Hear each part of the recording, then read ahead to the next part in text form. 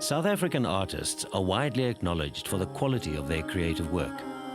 To understand something of this creative excellence, we've challenged a group of celebrated artists to take just 5 days to produce a new work in an unfamiliar medium. As the challenge unfolds, viewers are given a unique insight into artists' lives, their approaches to different media, and how their work is able to start powerful conversations about the world around us. He's seen it as important to contribute to art in South Africa in more than one way. He's an artist whom artists respect. He's also the man in the streets artist, simply because of what he depicts. What I read in his paintings and what a passerby is going to read are two different things, and he's painting for both. He's conquered many obstacles in his life and conquered them rigidly and never diverted from them. He's willing to take risks, and I think that for an artist at any point in their career is important. David Koloane is one of our most important contemporary artists, and at 70, he's still inspired by a daily walk between his home and studio on either side of Johannesburg's city centre. I usually take a taxi, but I prefer walking. It's like, for me, a walking meditation. I see a lot of things that I store in my mind.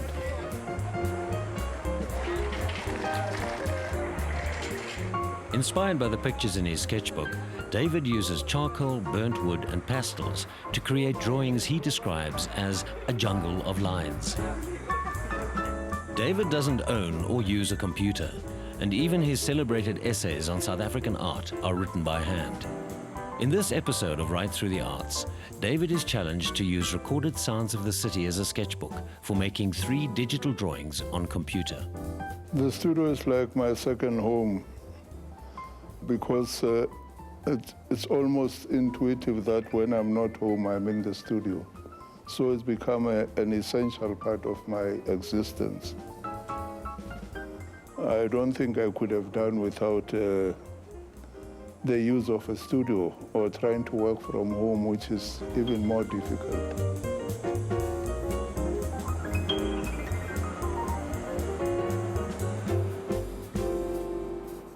The sketchbook, it's like a notebook for me, which I use for things that I see. I sketch down so that I can recall. When I start working, I can go through my sketchbook and take out the things that I really want to work on.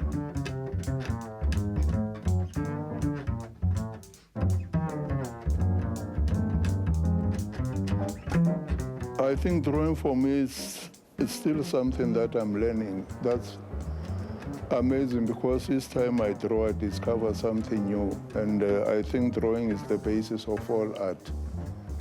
You know, even in architecture, without drawing, you can't do anything. So I find drawing is, for me, one of the most pivotal points of art making. I use charcoal, graphite, mostly graphite, but I also use, this is charcoal from bent wood, which I prefer better than the one you have to buy. With a charcoal stick like this, I can do anything, anywhere.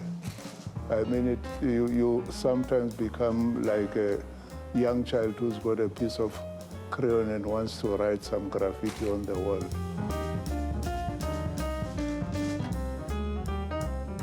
I start with lines because I use lines a lot and scratch into the lines. I like scratching into the lines in order to get the image out.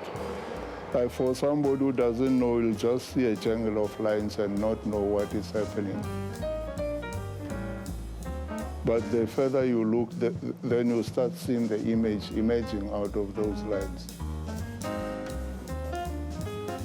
And I've always liked the mystery of disentangling those lines and making sense out of them. And I think that's where what my drawing really means is that I make sense out of all these lines, which appear as meaningless somebody who doesn't quite know where I'm going to. This is a preliminary drawing that I might use. I think I like to draw things that also were part of my childhood. You know, like birds, dogs. I think my interest in dogs started when I was born in Alexandra Township. And dogs were important because we used to play, we didn't have playgrounds. And there were a lot of stray dogs around who would just come around and you would adopt the dog for a couple of months and it would disappear one day and you would never see it again. So my interest in dogs developed from that time because stray dogs didn't belong to anybody. They were like a community unto themselves. If they decided to leave, they could leave any time without you knowing. And then would be without dogs for months, and then one would come, or you would find one head in the street and nurse him back into life, and he would become your pet for a couple of months again. So it was that kind of exchange. But later when I grew up and realized what the apartheid system was doing to communities, I realized that they were not different or better off than stray dogs.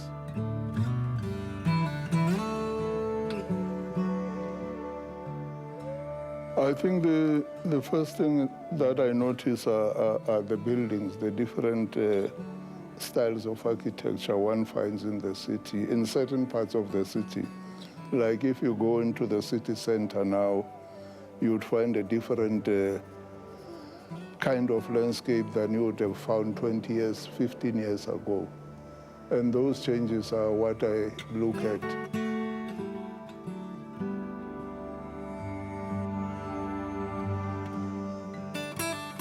For me, it's always been exciting to work in a new medium.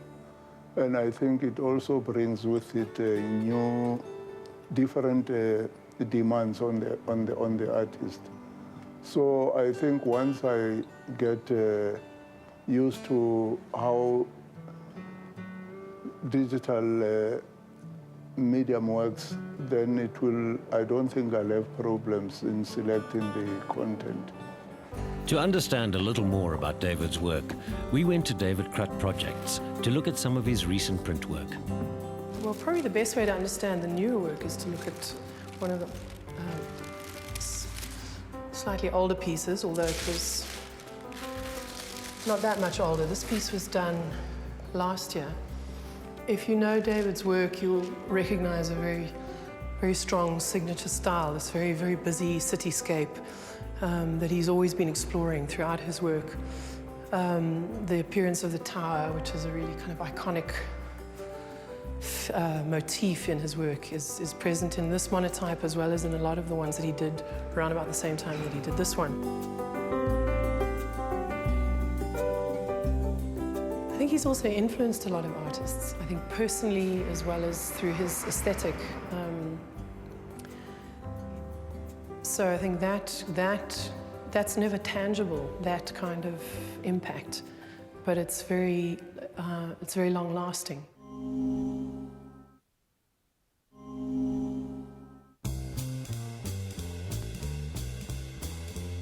It's early on day one and time to start the challenge. Instead of relying on a conventional sketchbook for inspiration, David is going to make use of a series of sounds to inspire his digital drawings. I think I'm getting into the deep end here. Oh, yeah?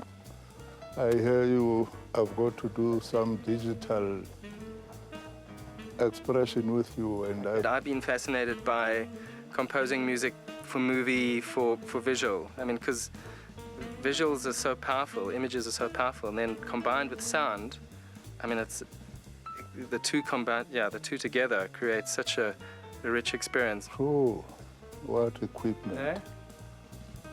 Marvelous equipment you've got here. I think we need to talk about how the sound is going to is going to enhance your creativity. Creativity, yes. So, Yeah, I'm interested in that to I mean, see how the two correlate. right. Movement, dance, rhythm. I mean, like, I suppose, I mean, like, a pulse, like... Yeah, there is a pulse. I mean, for me, when I grew up in Alexandra, weekends was like you'd hear all kinds of sounds over the weekends. And from morning, you'd hear people preaching and all kinds of sounds. You'd go to a wedding, you'd find different kinds of sounds. A funeral, different kinds of sounds. Okay. I'm just thinking of how to take like city noises and to create some kind of musical collage of sounds, yes. But something which is, it doesn't have to necessarily be melodic, but it could be rhythmic. Yes, rhythmic, yes. I think there is an underlying rhythm. I think for me, any city has that kind of traffic is rhythm. Yeah, right. I mean, just tell me a bit about what it is that your art and your drawing. What you mostly I love drawing, you know, because it's almost like playing when you draw, like scribbling, which I've been doing since childhood. And what kind of stuff are you drawing? At the moment, I'm dealing with the city images, cityscapes. Cityscapes. And people around the city, because the city is, for me, an ever-changing shifts of different things that happen, and you see a building today and tomorrow it's demolished, a new building comes up. If you think of city, what sounds do you think of? Well, first is the traffic. The traffic You're noises. constant, it's a constant in any city. And in the township is the combination of the traffic and the dogs. You Dogs know, if you barking, go to any informal settlement, the first sounds you hear the dogs barking day and night. Okay. Let me show you some sounds that I've got. Yeah, I think that's the best because, you know.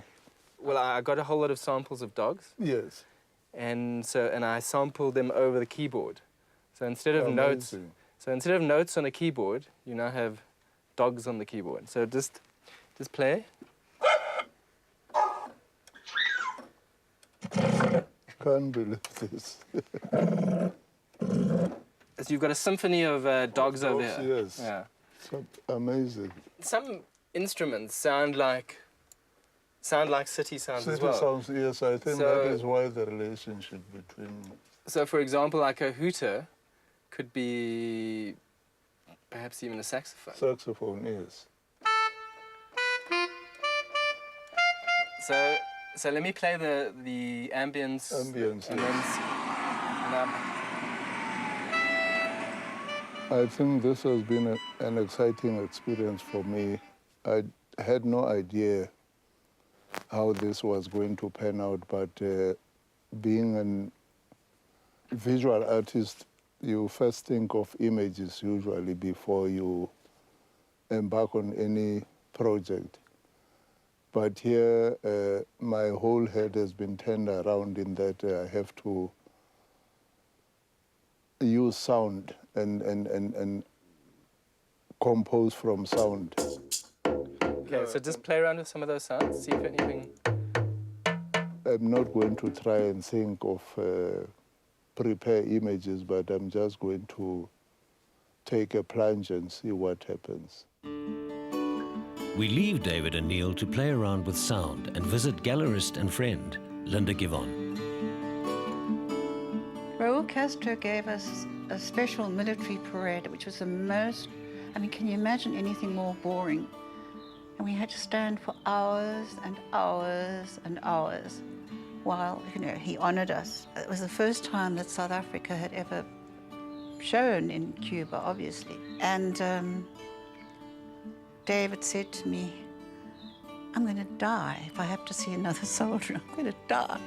And I thought, gosh, David, I really thought you were enjoying this. I mean, I was just about, you know, finished from it. He said, no, it's terrible. It's absolutely terrible. And I saw the human side of David come out. And we've been firm friends ever since. It's been an honour to be his gallerist all this time, actually. And also the fact that he's prepared to write. And he, no holds barred, you know, he writes what he believes. And he shows his integrity when he writes, and I think that's very valuable. David and Neil work late into the night. They first play around with a full range of studio sounds, and then begin whittling them down into something David can use to inspire his digital drawings. I think what I see a street scene with a lot of movement, Okay. and you know, I can take it from there, what I include, what I eliminate. All right. But the music will be the deciding factor, the sounds. Okay. When you say Because sounds, I want to make that the crucial aspect and then come with the drawing. We could start with all the sounds that okay. we've put together on the machine and then slowly eliminate some sounds. Okay. I find that a fascinating idea. What do you think about it? Let me give you different options to work with. Yes.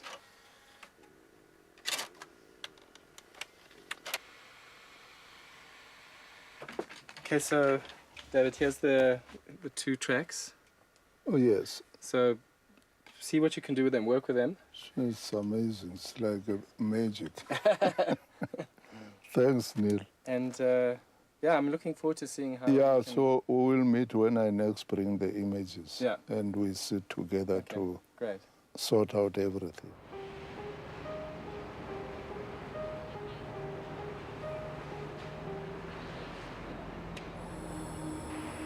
On Saturday or Sunday, we'll be getting to the digital aspect of the animation. And I'm looking forward to the demonstration because at the moment I don't know what surface one uses and what digital instrument they use for the actual drawing on the surface. Nonetheless, I feel excited about going to actually work on a digital project, because for me that will be a first and it will be a totally new experience. But nonetheless, I look forward to it.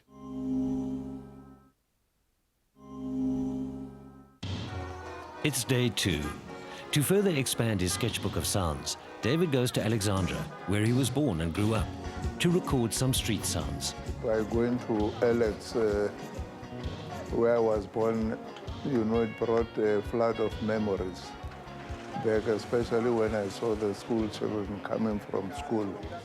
You know, I recognized bits and pieces of areas, and the church I used to go to, and the street where I was born, which is now the part of the Mandela Museum. Being there was like going back to my childhood in a sense. Was a homecoming.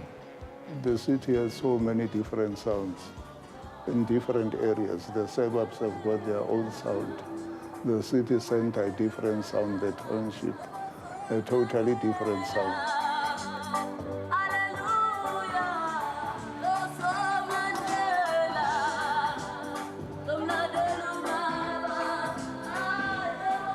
We leave David to carry on recording street sounds in Alexandra and go off to see longtime friend and admirer, Gail Berman.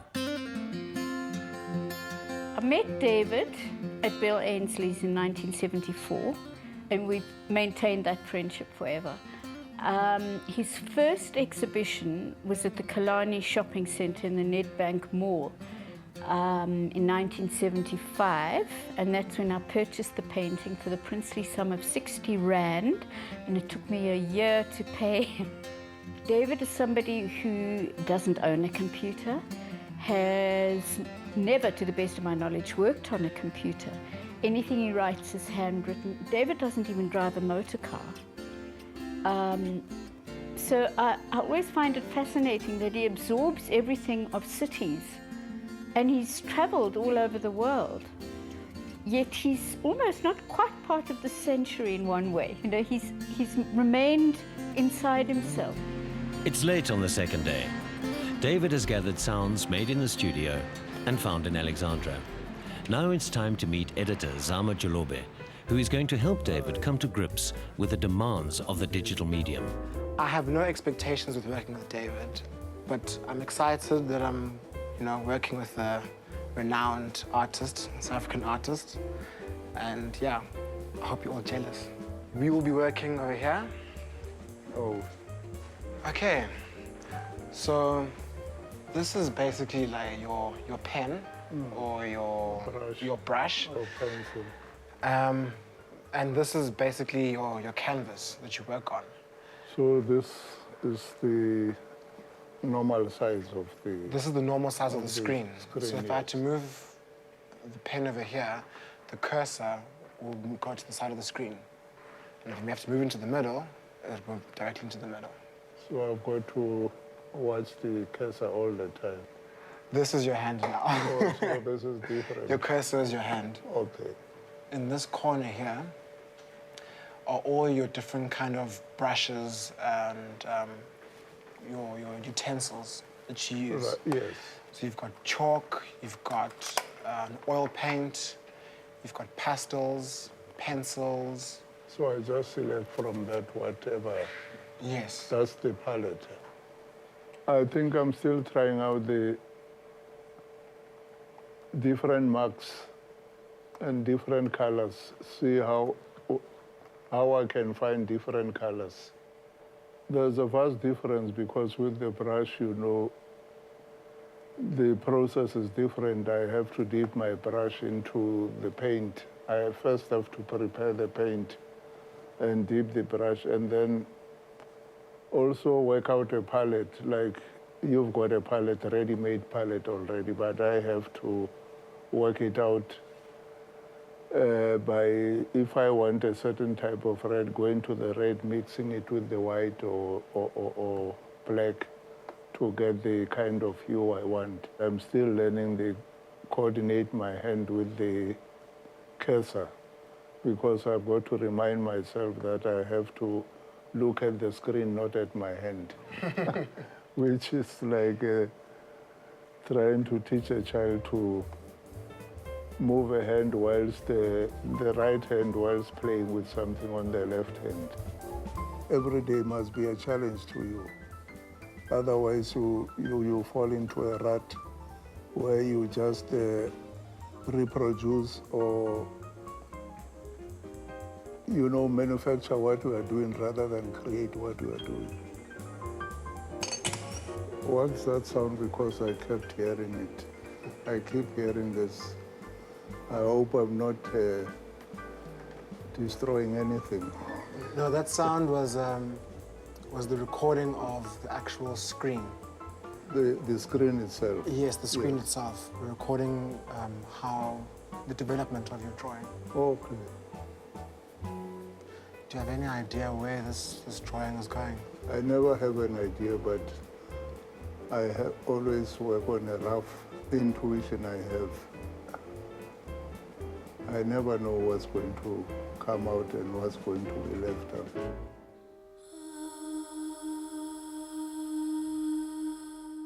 It's day 3. David recently had a hugely successful show at the Goodman Gallery, and he stops by for a post-mortem with Lisa Essers. David has dedicated his life to cultural development in South Africa, and he certainly is someone who I admire greatly.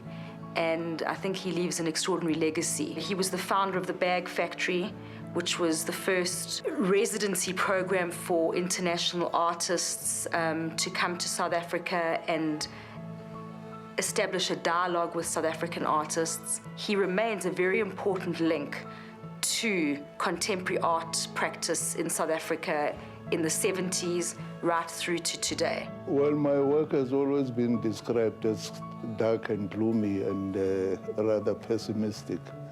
But in a sense, it was a process I'd been working from dark to light. I think the lightness symbolizes a lot of things in me as well, in my spiritual being, you know, that and also in terms of my technique, that it's only through practice and doing things over and over again that you can attain that lightness in technique and the touch of a brush or a pencil. It only comes after years and years of practice.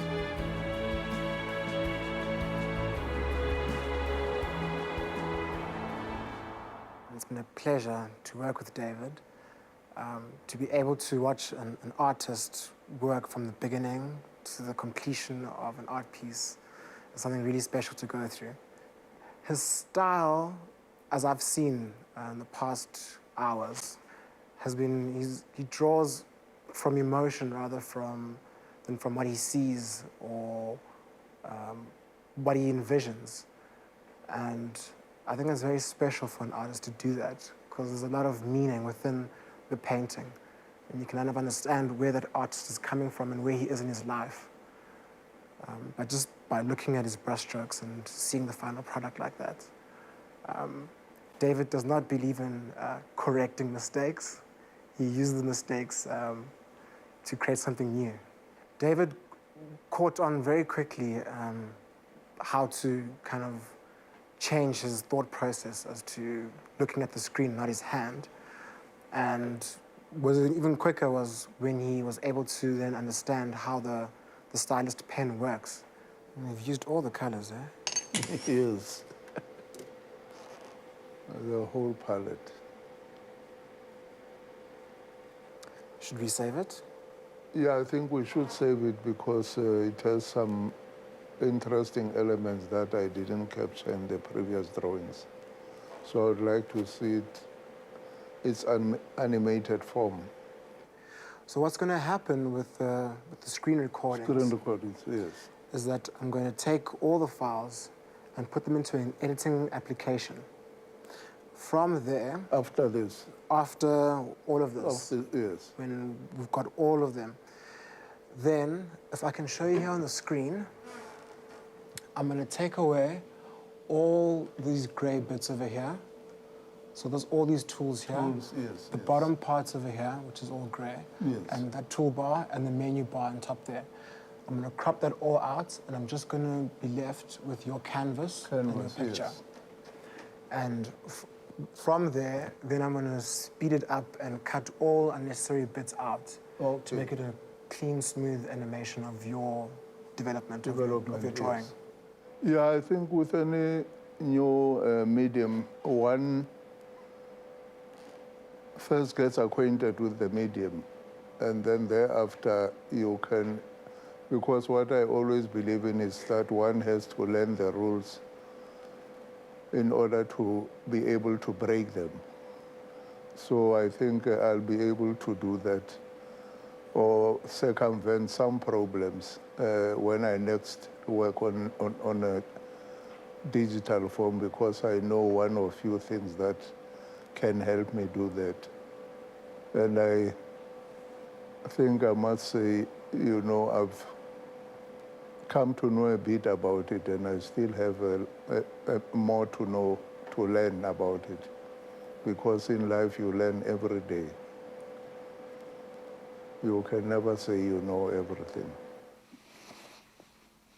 In a way, it was an interesting challenge because I learned quite a few things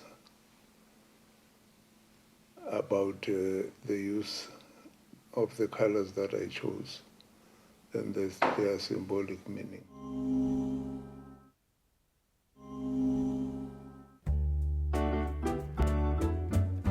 It's day 4, and David is off to Zama's home to turn his 3 drawings into an animation that reveals the development of the digital marks. It's been one new experience after another for David, and he's been exposed to a range of new creative possibilities. Before starting the day's work, we wonder how he's feeling about the challenge thus far.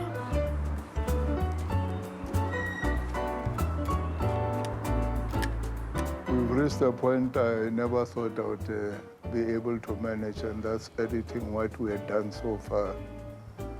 with first with Zama and then later with Neil, mixing the sound with the images. And today I realized that it's not an easy job editing this kind of project, because you have to match the sound to the particular images you are working with. And I just found myself coming up with suggestions which I never thought was possible for me to do before. Today we're going to be making your pictures come to life. This is my edit suite. I'm looking forward to the animation of those drawings. Yeah. Do you have any ideas as to where and how we're going to do this? Well, you know, originally this whole project started with sound at Neil's studio at the SABC. And we put together quite a bit of sounds from the traffic and what have you. So the drawings was as a result of the sounds that we were discussing. So maybe if you listen to that tape, it would give you more or less an idea. But this is the sound recording we played around with.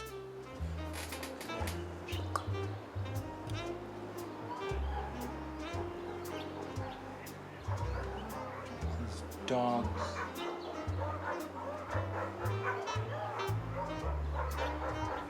It's not aggressive, it's not hard. It's very soft and gentle. Mm-hmm. I think I've got an idea as to where to go now from here. But what I'll first do is I've already sped it up. Yes. So I'm just going to clean up the bits that we're not going to be using Okay. first. From the images. Yes. Yeah. So let's get to it. Okay, I look forward to that. We started with music and I listened to sounds and started working from the sounds themselves, because from sound you can only derive certain images, because you get so many images, but you can only select one or two that you can use in relation to that sound. So I was thinking maybe if we zoomed in on this one, and then thereafter we go to the one on the extreme left because it wasn't quite visible. When you work on a theme, it's like telling a story, because I usually work with themes. But now it's the opposite. I'm making the images tell the story. So that's for me very interesting. With the animation finished, David heads off to show Neil the work and also give him the sounds recorded in Alexandra. So, what have you got for me? Well, I've got some sounds and CD of my images. All right. You know, after our last discussion about the sounds, Okay. I had to start working on some images. Okay, so this is the... Those are the results, yes. Great. Ah. This is nice. Yeah, this sounds like a Yes. township. Yes. In the morning. Whoa, pigeons, that's great. Yes, fantastic. Hey, we've got lovely some sounds. fantastic sound effects. Yes. Amazing songs. So what are you saying, Dave? Neela was saying that the guy we've been working with, who's been doing the animation, he gave us the CD.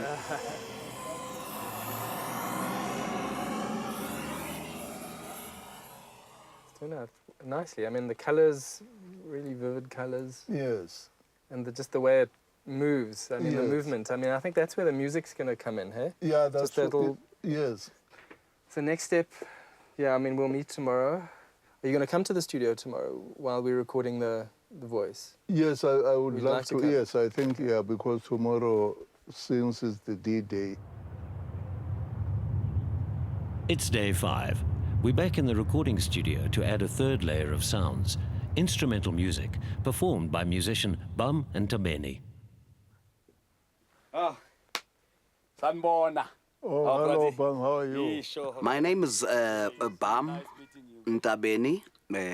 Came from Natal and moving up to Johannesburg. And first time when I came here, I came as an actor on stage. So what I'd also like to do is show you what other sounds we can use in terms of like the musical sounds. Yeah, I think we can do that. So Bam can play guitar. Guitar, yeah. Yeah, we've got the squash box with all the different, I mean, that breathing sound on the squash box. Just watch the screen while you're playing, okay? Mm-hmm. And just take cues from different things. See if you can just be...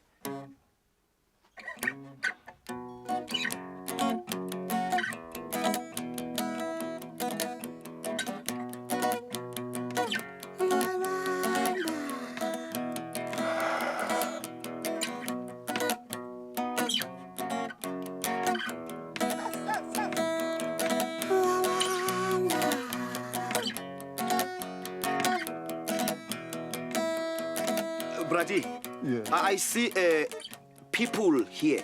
Yes. It's like they are waiting for a text. Yeah, in fact, that is the main thing about this piece. It's about people going and coming from work. So you are right. Yes. But what I need is also to get voices, not necessarily hear the words, Yes. but just the wobbling of voices. Yes. You know, usually when people Good, come yeah. together. Yes.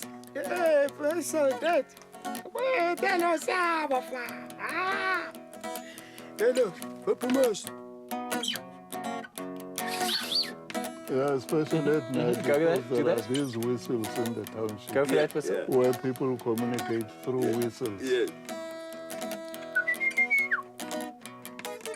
Or calling girlfriends.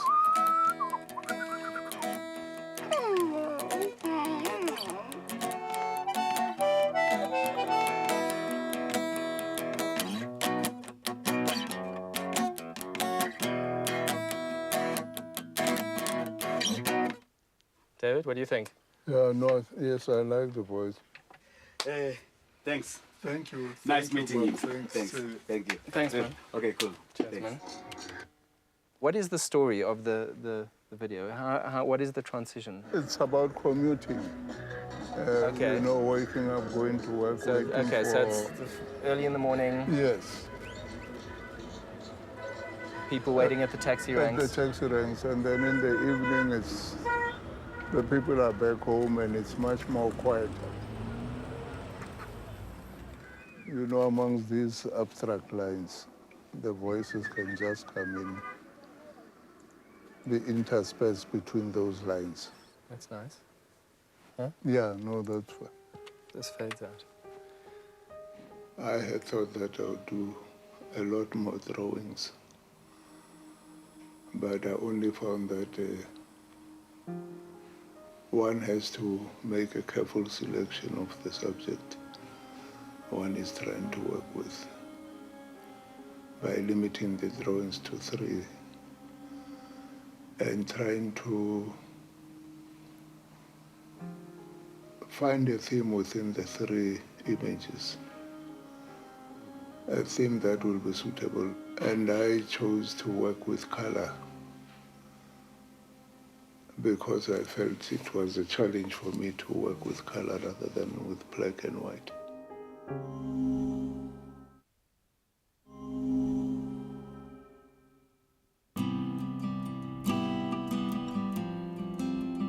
I'm Emma Bedford. I'm the director of Goodman Gallery Cape. And I'm standing here in front of one of David Koloane's incredible works. David is someone who has earned incredible respect as an artist, as a cultural practitioner, as a role model for a lot of artists in South Africa. But he's someone who has respect here, and he's someone who's earned respect internationally. David's work is found in a lot of collections. It's in the major South African collections like the South African National Gallery, the Johannesburg Art Gallery. It's also found in a number of corporate collections and international corporate collections like the BMW collection in Germany. But interestingly, David's work has also been bought by a lot of artists, locally artists that we know, but also major international artists like the British sculptor Anthony Caro. And I think what that says is that he's an artist whom artists respect.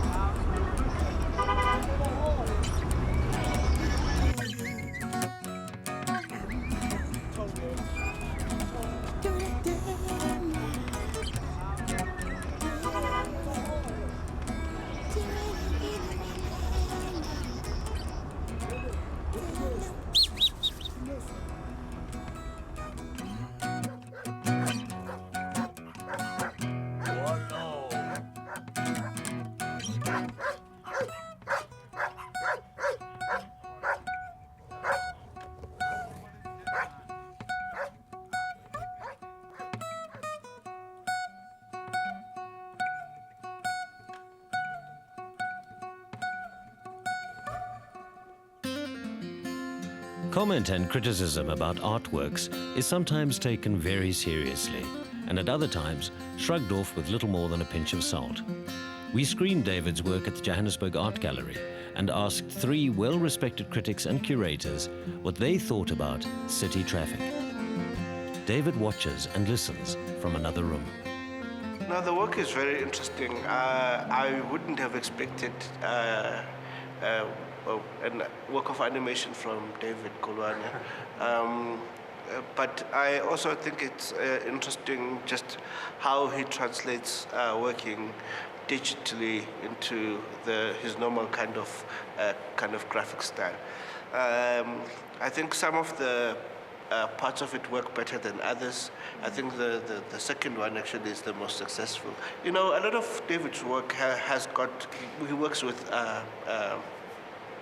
with pastel and some of the kind of translucent qualities of pastel do manage to come through in the second one. I don't know. I think on some level there's a part of me that wishes that I had gotten what you're talking about, that rich sense of texture and stroke that you get within David's drawings, and that I think I did see here, but obviously not to the same kind of extent that I had seen in his drawings.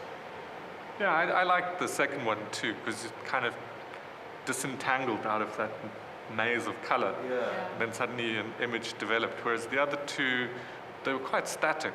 The second one just had more of a sense of mystery about it, and then sort of formulated itself. Part of the thing about David and most senior artists in South Africa is that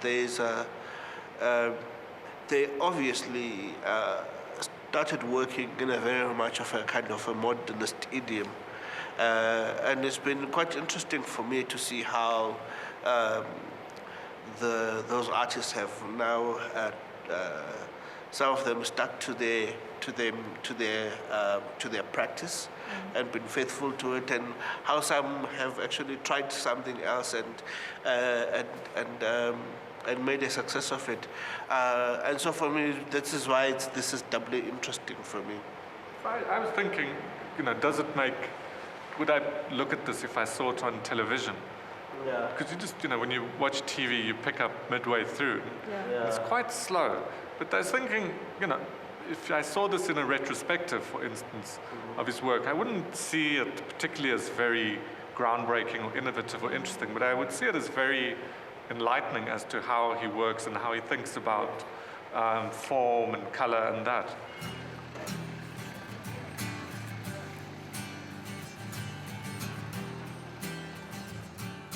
I was doing something that I enjoyed and from which I learned quite a lot. So what other people says is of less significance to me, although I respect the viewpoints of people who speak honestly about what they feel. For me, this was interesting because it was like taking a plunge, into the unknown. And I think one never knows what they are going to come up with.